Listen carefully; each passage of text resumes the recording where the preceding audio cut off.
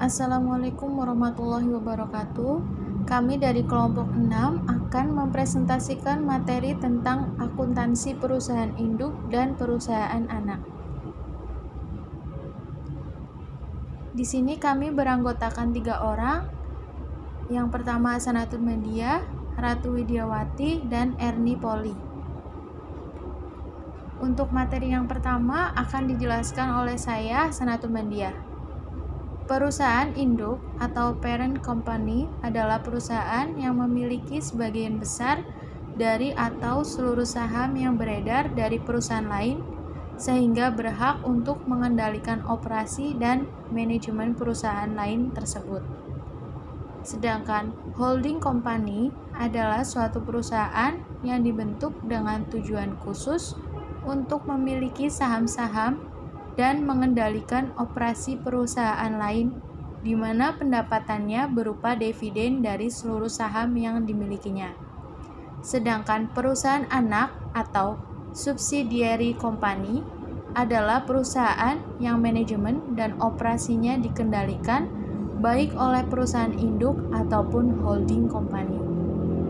Sedangkan hubungan afiliasi adalah hubungan antara perusahaan induk dan perusahaan anak. Ada juga disebut dengan controlling interest, yaitu perusahaan yang memiliki sebagian besar dari atau seluruh modal, saham perusahaan anak, dan pemilik saham. Selebihnya disebut minority interest. Sedangkan yang dimaksud dari wholly owned subsidiary adalah controlling interest yang memiliki seluruh modal saham perusahaan afiliasinya. Ada 3 cara pencatatan investasi perusahaan anak. Yang pertama dengan cara pembelian langsung. Pembelian langsung di mana investasi dicatat sebesar harga perolehannya, yaitu sebesar jumlah uang yang dikeluarkan untuk memperoleh saham tersebut.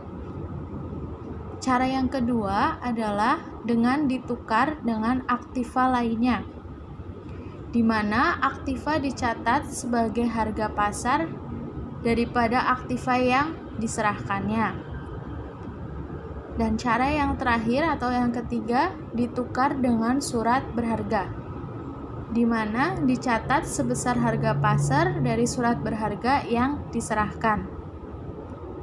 Selanjutnya yaitu masalah umum yang dihadapi dalam penyusunan laporan konsolidasi yang akan dilanjutkan penjelasannya oleh Saudara Erni Poli.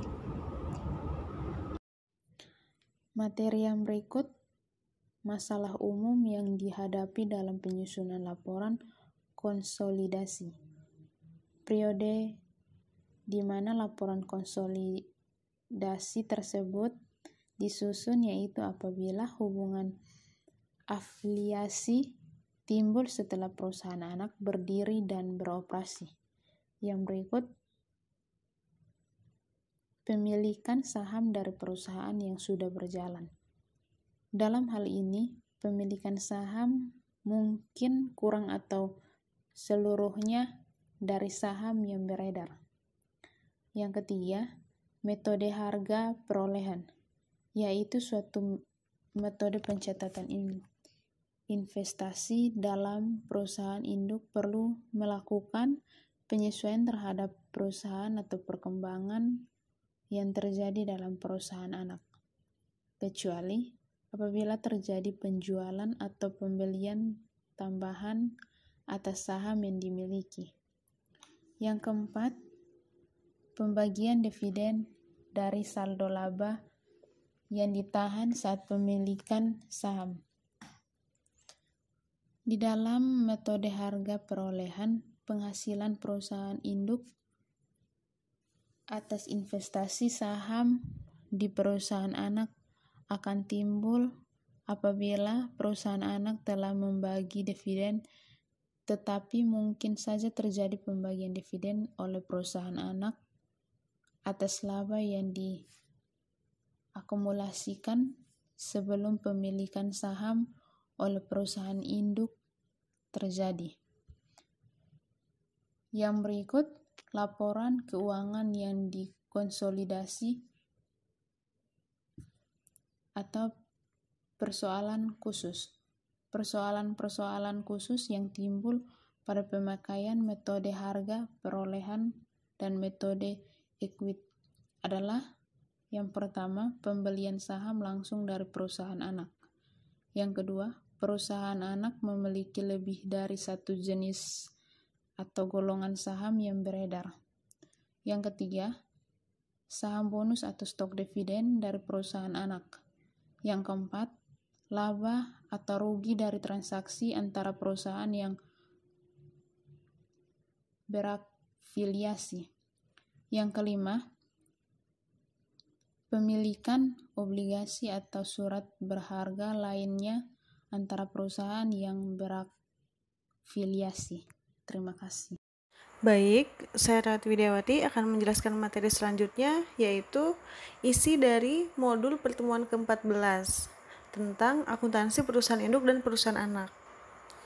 Di modul pertemuan 14 ini dengan soal yang kita bisa lihat di layar presentasi ini ya, ada PT Artasari dan PT Mikita, di mana PT Mikita ini di sini sebagai perusahaan induk dan PT Artasarinya sebagai perusahaan anak. Karena di sini PT Mikita memiliki saham lebih besar dibandingkan PT Artasari, maka PT Mikita di sini tuh sebagai perusahaan induk.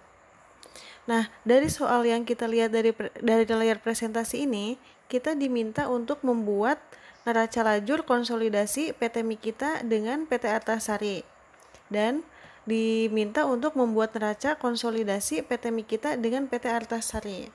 Langsung saja ke jawaban.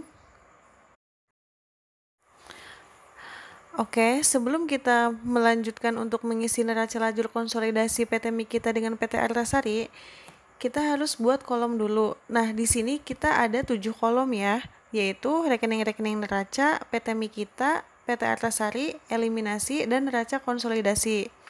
Nah, untuk Mikita dan Artasari ini kita isikan dengan jumlah yang ada keterangannya pada soal. Jadi di situ kan udah dijelaskan ya, kas berapa, piutang dagang berapa, persediaan barang berapa. Nah, kita tinggal masukkan sesuai kolom. Kemudian untuk rekening-rekening neracanya ini kita masukkan ke kolom sesuai kategori ya. Jadi di sini ada debit dan kreditnya. Yang masuk kategori debit yaitu kas, piutang dagang, persediaan dagang, investasi saham, eliminasi, dan tanah, gedung, kendaraan. Kemudian yang masuk kategori kredit yaitu di sini hutang dagang, hutang bank, hutang obligasi, modal saham, laba ditahan, eliminasi, modal saham minor, kemudian laba ditahan minor. Nah, ini seperti yang kalian bisa lihat di layar presentasi. Nah, ini untuk jumlahnya atau nominal-nominal yang ada pada keterangan kolom PT Mikita dan PT Artasari, ini kita didapat dari keterangan soal ya, jadi nilainya udah ada. Kemudian setelah kita masukkan ke kolom, ini kita jumlahkan saja. Nah, untuk yang PT Mikita ini jumlahnya yaitu 760.350.000. Nah, untuk yang PT Artasari 257.500.000. Itu untuk yang di kategori debit ya.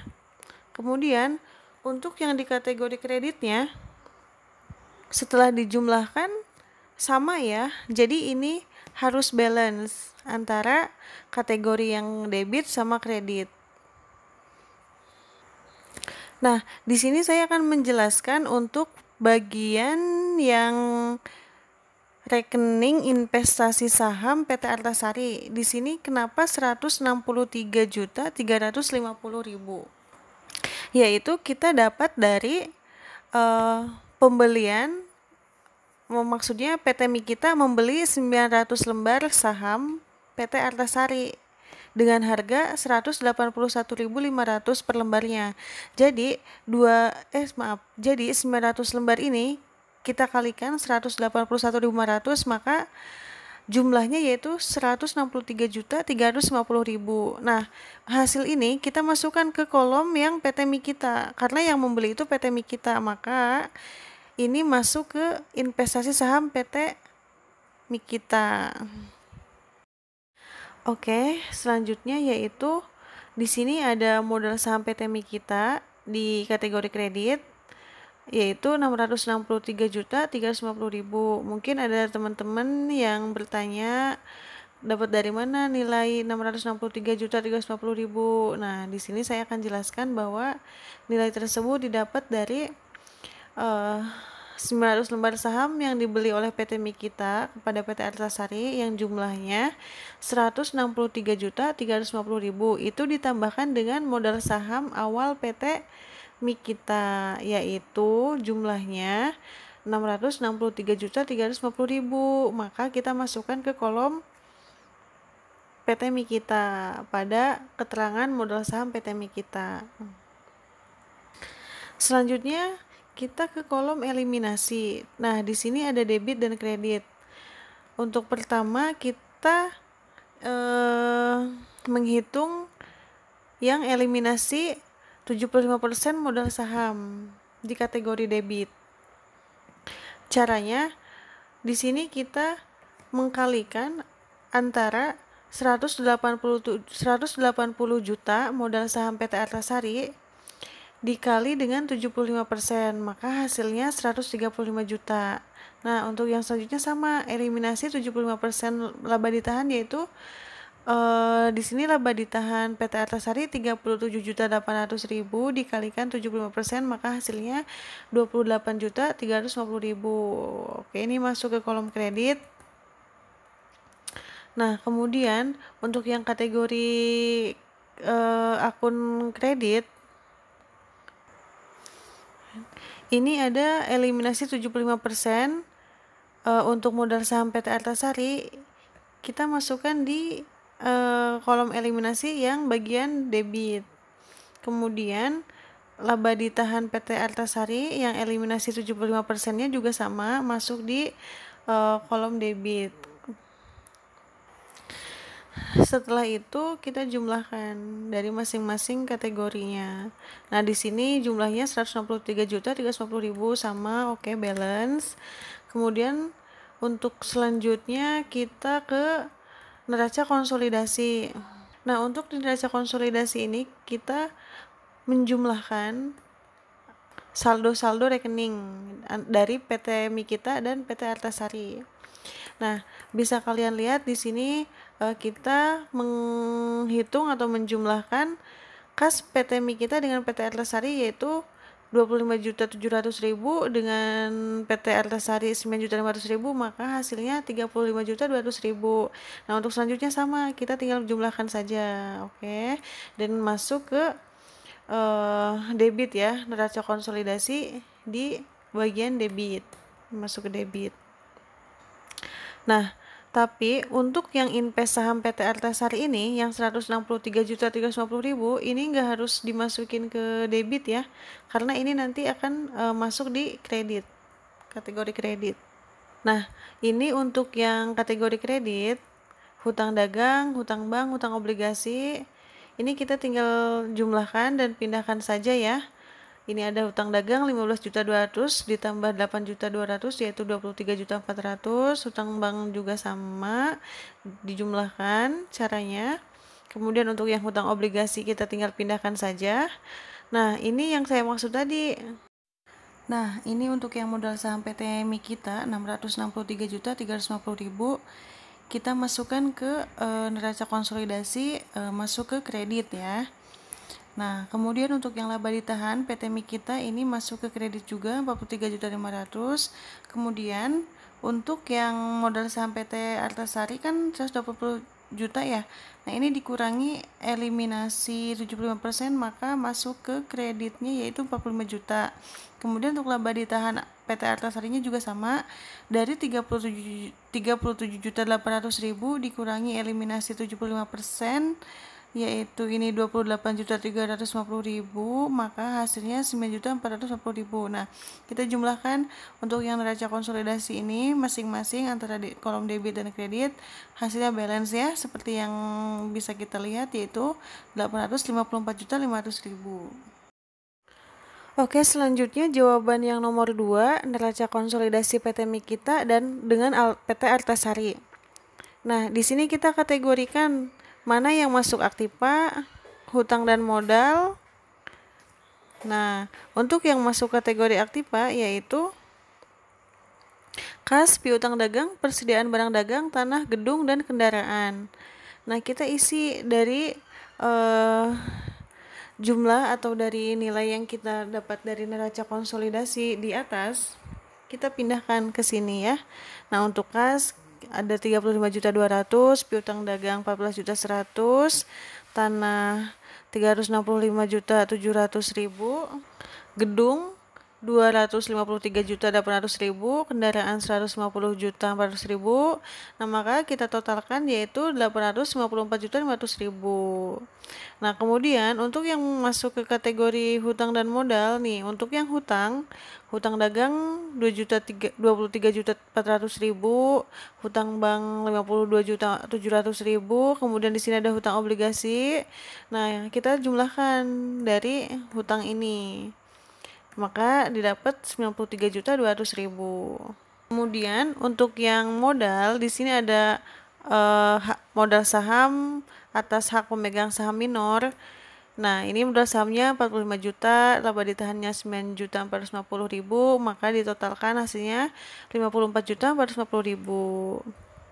Kemudian untuk yang perusahaan induk, nah di sini modal sahamnya yang tadi ya, yang udah saya jelaskan di atas yaitu 663.350.000 dan laba ditahannya 43.500.000, maka ditotalkan yaitu 706.850.000. Nah, maka dari jumlah hutang dari total hutang ditambah dengan total modal, maka hasilnya 854.500.000. Nah, sampai di sini kita lihat hasilnya balance ya. Jadi sudah selesai. Baik, mungkin hanya itu saja presentasi dari kelompok 6, kurang lebihnya mohon maaf. Wabillahi taufiq wal hidayah. Wassalamualaikum warahmatullahi wabarakatuh.